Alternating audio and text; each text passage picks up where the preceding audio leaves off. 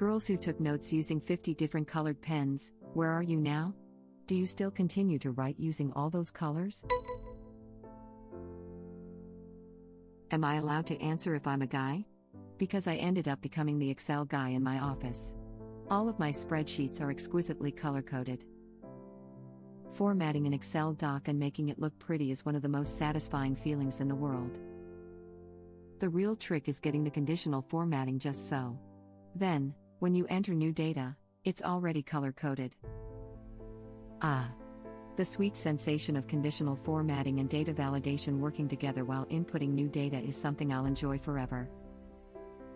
I never took the colored notes and my handwriting is atrocious, but I made up for it in Excel design. I once had a girl tell me your spreadsheets are sex. I think she meant sexy, but somehow the misspelling made it so much better for my ego. Actually, something as sex is an actual expression that I've heard before. It has more oomph to it, so people sometimes say it instead of sexy. Generally, to have the effect described by your last sentence. You are the IT department's worst nightmare. Your visually appealing Excel spreadsheets make people daisy-chain needlessly complex and pointless formulas, in an effort to attempt things that should be done in a database. Their creations then become unusable and they complain at us for not supporting their usage. Edit. Haha, loving the responses and differing perspectives. Rip my inbox though. Edit 2. Thank you for gold, kind stranger. Bold of you to assume my company has an IT department, or would be willing to switch to using a database. That's where I'm at. Each project uses a massive Excel sheet with tabs for every month, columns for every day of the month, rows containing the 400+ items, and a matching parallel grid for their cost effect. They all reference each other and compile on the yearly split by months page, then again on the main summary page of the sheet. Total crap show. It's so slow, even on my gaming computer at home. Instead of typing in the item number and then a quantity, you scroll and scroll until you get to the item, then trace across and try to line it up with the day of the month. No way to build a history of that item without scrolling through each tab and recording it yourself. Drop one thing in the wrong cell and it's all effed, and there's likely not a way to figure it out besides repopulating the entire month/day with the field recorded quantities. The IT grunts hate dealing with it, we hate using it. There's database software designed especially for this, but no, Excel works fine, just use it. Yeah, there are definitely formula errors in that spreadsheet. Oh, man, then you're going to hate my macros and user forms. Exactly as I expected. This is me, but our IT department won't give us any database software, so the war rages on. My grade 9 science teacher forced us all to do it.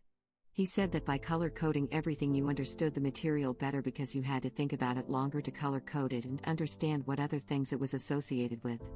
Not just zone out and go into transcribing mode. He also made us do end-of-unit study guides. They had to be color coded, a set amount of drawings, and unit words and definitions. The drawings were doodles based on things in the unit.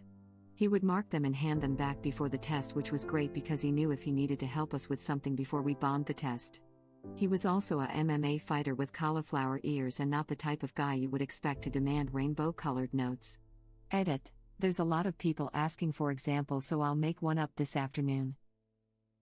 But did it work? Sure it did. I and pretty much everyone else used it all the way through school. MMA guys need to know how to keep doing stuff that works and stop doing things that don't work, or else they get beat up. I'm chuckling like an MMA fighter gets sparkly, colored pens from his trainer for note-taking and strategy. Yes! Yells the large MMA fighter very excitedly. This comment is the best part of your story. Hey, you'd listen to if an MMA fighter was making you take notes. At least for university-level math, a 4-color ballpoint pen can be a freaking lifesaver, since you often sketch multiple functions in the same graph, or do different vectors in 3D, etc. My US government teacher tried this and we fought so hard on it.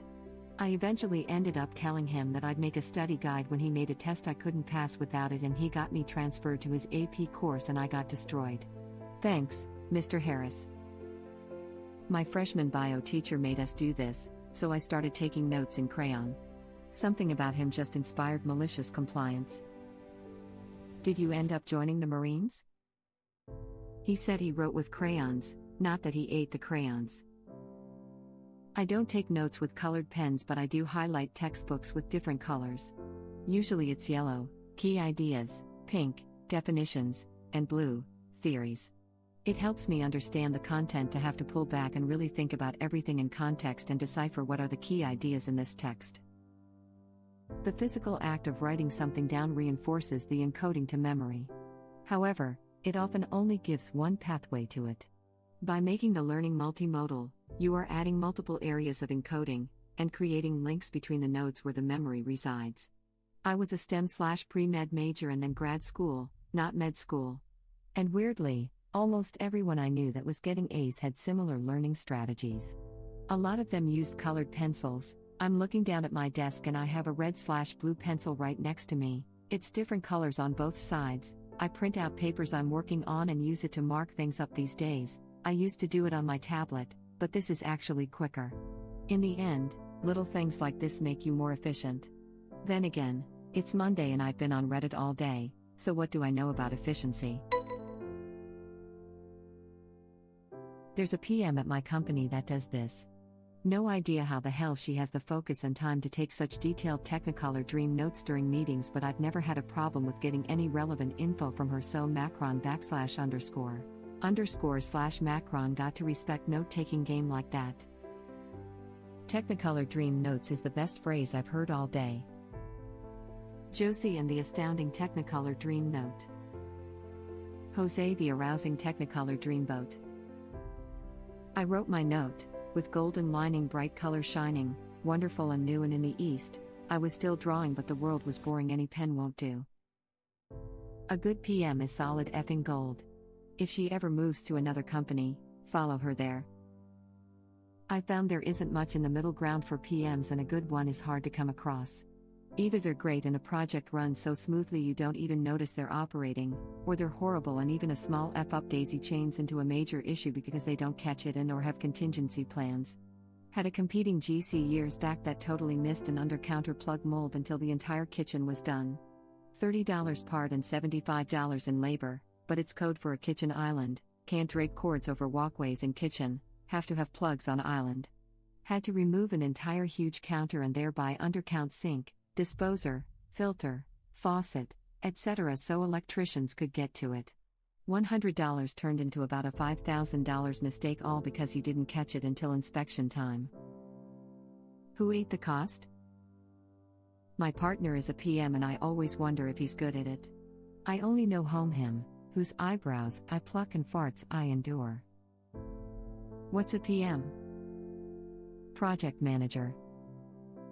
Not going to lie, I thought it was Prime Minister, smirking face, laughing my butt off, I'm so confused.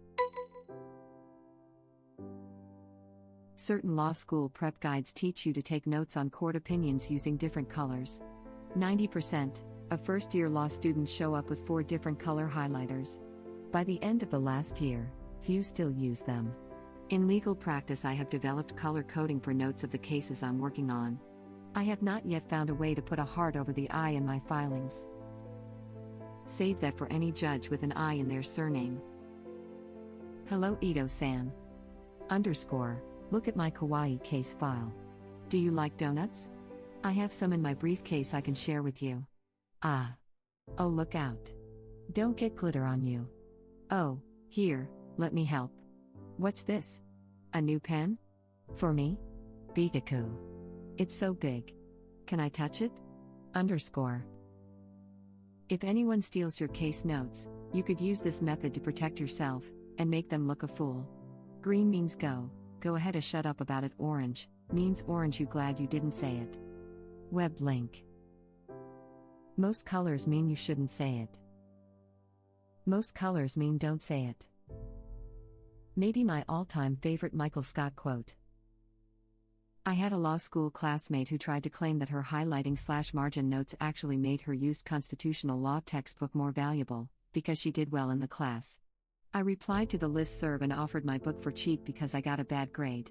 Neither book sold because the school started using a new edition.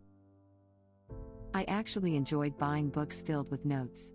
Most of the time it just made me feel smart. Wait, This idiot that had the book before me didn't already know this? What a dumbass. The library near my house actually does sell annotated books from the local schools for more than the normal copies, but they aren't textbooks, more like novels assigned to middle and high schoolers. You mean Legally Blonde was a lie, and no one submits their CV on pink scented paper? Submitted a lab report on curry scented paper, but that's because I packed the printer paper next to the spices when we moved.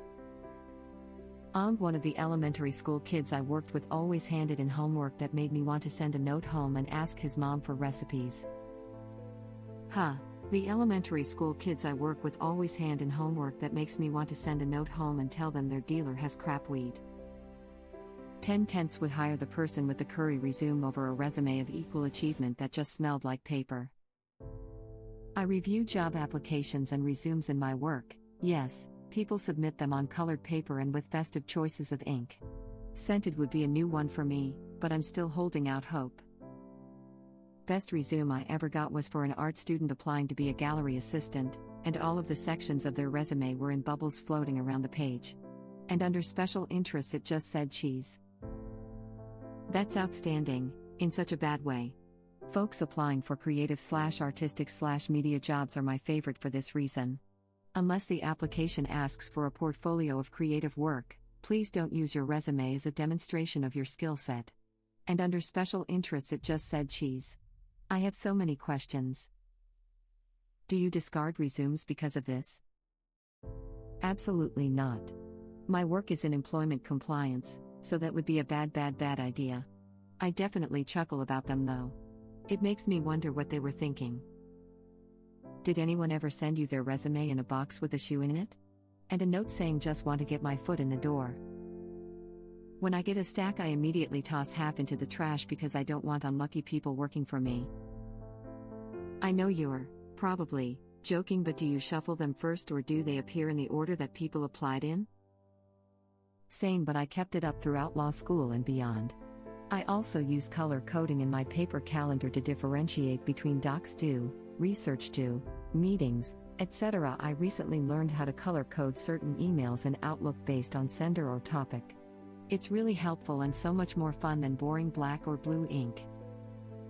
Prep guide for law school: sell your soul in exchange for the forbidden knowledge. Don't bother reading the terms and conditions. Regret not reading the small print. Endless case law?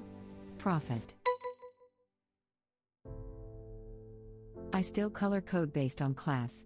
Each class has a color. This color includes the folder color, the pen color, the sticky note color that the assignments are written on and placed in my planner on the date they are due.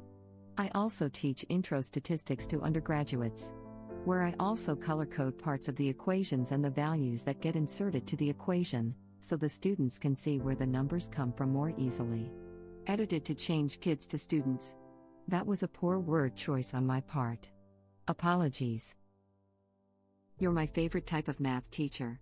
All of the teachers who used color to help me learn math were the ones who actually got stuff to stick.